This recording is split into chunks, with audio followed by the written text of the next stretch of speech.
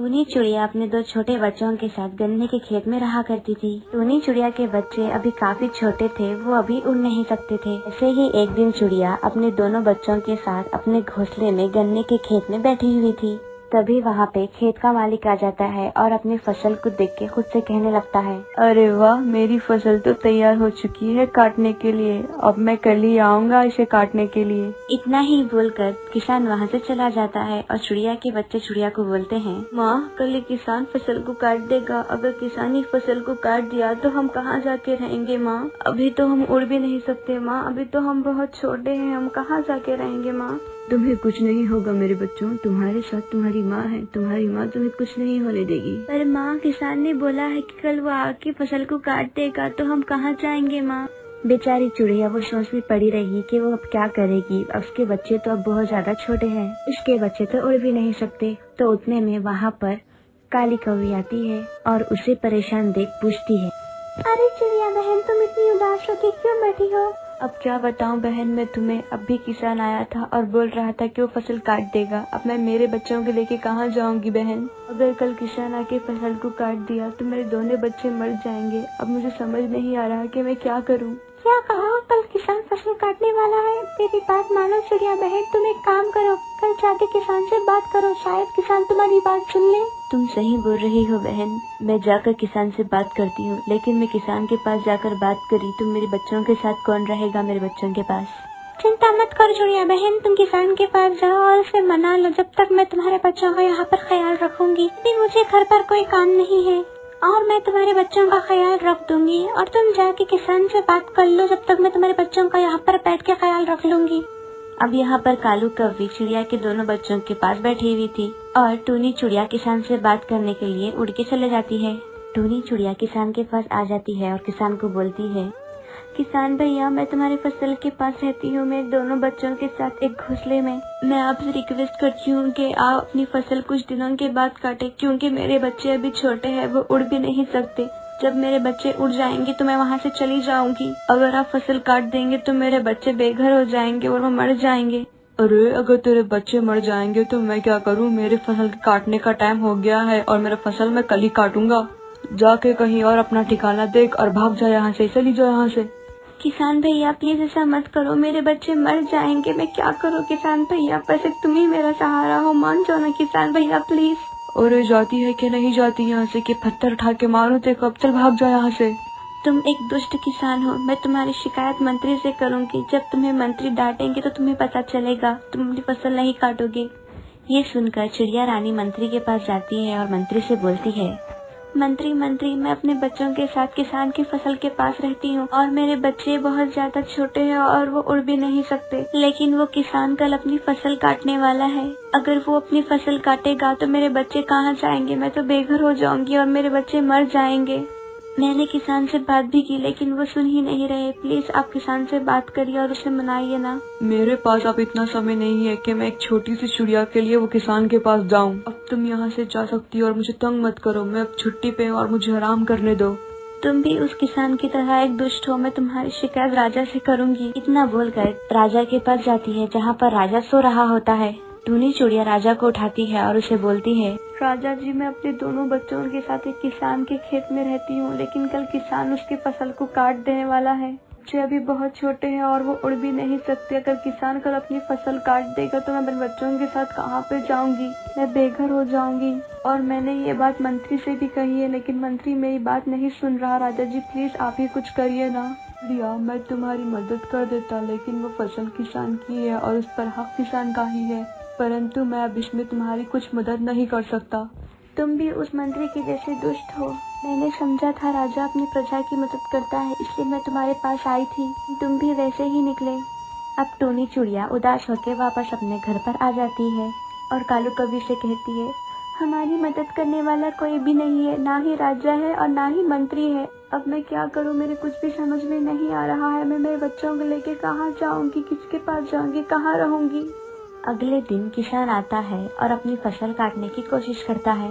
तो टूनी चिड़िया किसान से कहती है, किसान प्लीज फसल को मत काटो, मेरे बच्चे छोटे हैं, मैं कैसे जाऊंगी यहाँ से, किसान मत काटो। लेकिन किसान इसकी एक भी नहीं सुनता। उतने में वहाँ पर कालू कौवी आती है और टूनी चिड़िया से कहती है, टूनी चिड़िया तुम फिक्र मत करो, मैं तुम्हें अपने घर पर रखूंगी, तुम अपने बच्चों को लेकर मेरे घर पर आ जाओ। और टूनी चिड़िया और कालू कौवी दोनों अपने चोंच में बच्चों को पकड़कर कालू कौवी के घर चले जाते हैं। और वहाँ पे टूनी चिड़िया अपने बच्चों को लेके खुशी खुशी एक जंगल के पेड़ पर रानी चिड़िया का बसेरा था और वो बहुत लालची चिड़िया थी। उसके पास में ही टूनी चिड़िया का भी घोंसला था। एक दिन रानी चिड़िया अपने घोंसले में उदास बैठी होती है और कहती है, काश मेरे पास बहुत सारे पैसे होते तो मेरा भी एक बहुत बड़ा घर होता, मेरे आगे पीछे भी बहुत सारे नौकर चाकर घूम रहे होते, लेकिन कहाँ मेरी फूटी किस्मत, कहाँ ही आराम मेरे पास। मैं एक गरीब हूँ, सारा दिन पागलों की तरह जंगल में घूमना पड़ता है, तब जाकर 2 वक्त खाना मिलता है। तभी टूनी चिड़िया रानी चिड़िया के पास आती है। क्या हुआ रानी चिड़िया, तुम किन ख्यालों में खोई हुई हो?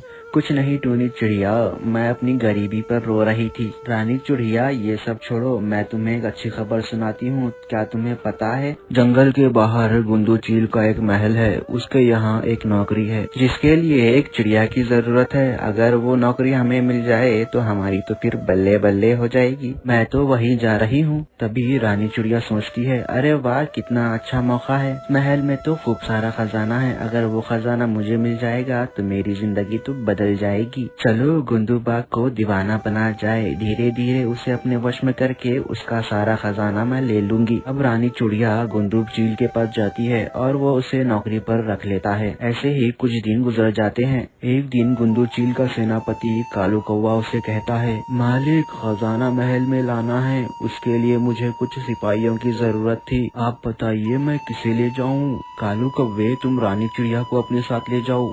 मालिक वो इस महल में अभी अभी नई आई है, उस पर भरोसा करना सही नहीं होगा।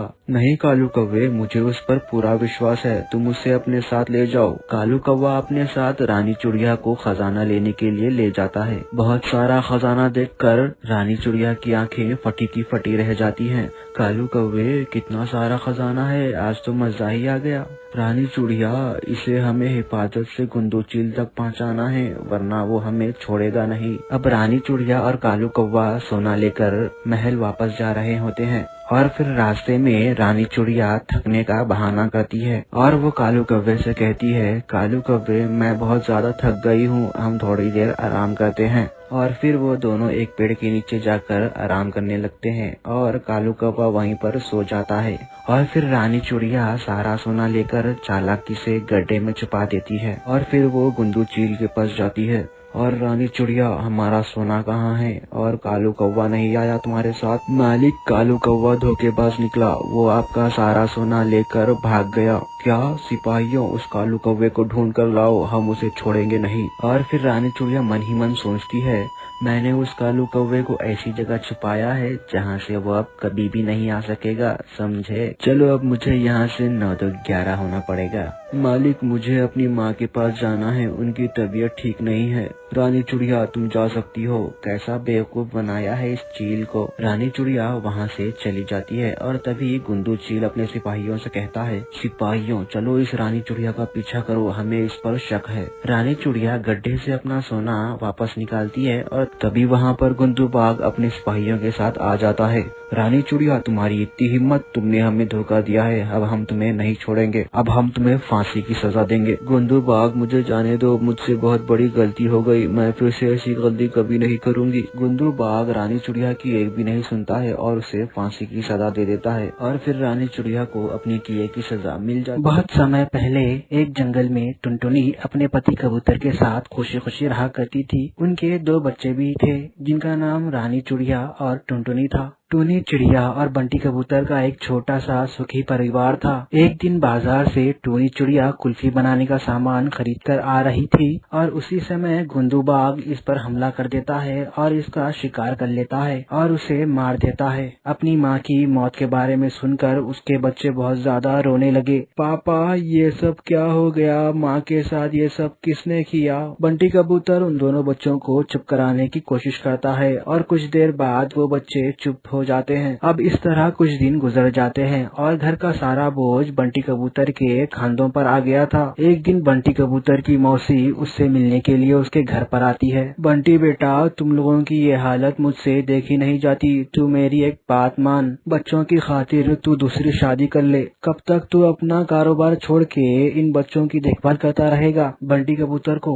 अपनी मौसी की बात सही लगती है और कुछ दिन बाद वो नीलू चिड़िया से शादी कर लेता है। नीलू चिड़िया बच्चों का अच्छी तरह से ध्यान रखने लगती है और इस तरह 1 महीना गुजर जाता है। एक दिन नीलू चिड़िया अंडा देती है और अंडा देने के बाद उसका बर्ताव बच्चों के प्रति बदल जाता है। एक दिन वो बहनें साथ में बैठी होती है और तभी नीलू चिड़िया उन दोनों को बुलाती है। हे टुनटुनी, मेरी बात सुन, अब से तेरा खेलना कूदना सब बंद और आज से तू अपनी बहन के साथ मिलकर घर का सारा काम करेगी। डर के मारे दोनों बच्चे काम करने लगते हैं और काम करते करते रात हो जाती है। तभी टूनी चिड़िया की आत्मा वहाँ पर आती है। उसे देखकर टुनटुनी डर जाती है। टुनटुनी बेटा, मुझे देखकर डरो मत, मैं तुम्हारी माँ हूँ। तुम लोग सुबह से काम कर रहे हो, अब जाओ आराम कर लो, तब तक मैं तुम्हारा सारा काम कर दूंगी। तुम्हारी सौतेली माँ नीलू को इसके बारे में कुछ भी नहीं पता चलेगा। अब वो दोनों बच्चे आराम करने के लिए चले जाते हैं और भूतिया टूनी चिड़िया सारा काम कर देती है घर का। एक दिन जब बच्चे सो रहे होते हैं, नीलू चिड़िया बंटी कबूतर को ले जाती है और